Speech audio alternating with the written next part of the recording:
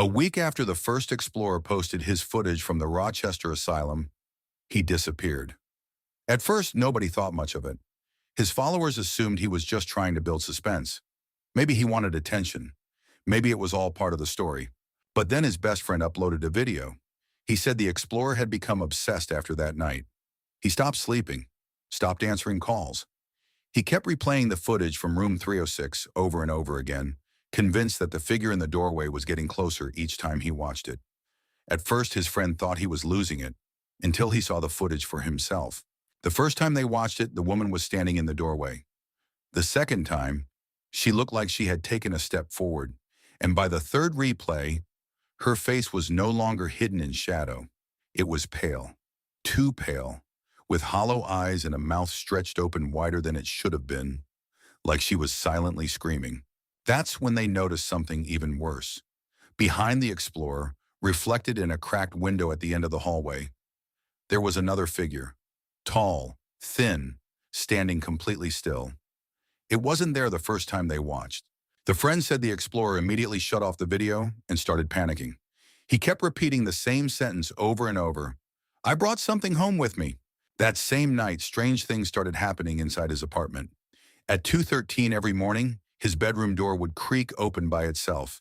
His lights would flicker 3 times, and from the hallway he'd hear the sound of slow wheels rolling across the floor, like a hospital wheelchair being pushed inch by inch. At first he tried to ignore it. Then came the whispering. It always started low, almost too quiet to hear.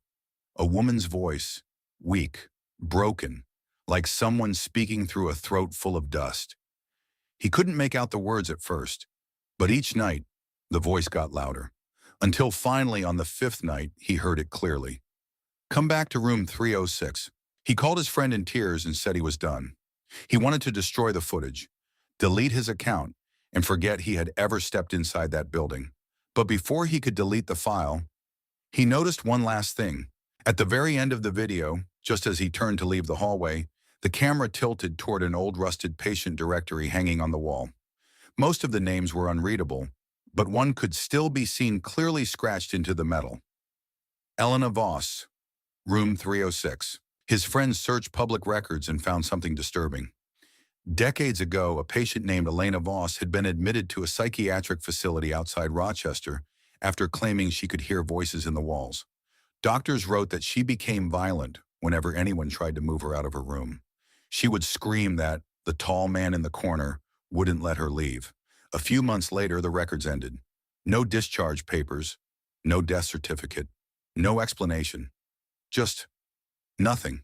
The explorer became convinced the woman in the footage was Elena, and the tall figure in the reflection, he believed that was whatever had been in the room with her all those years. 2 nights later, he made one final decision. He was going back, not alone this time.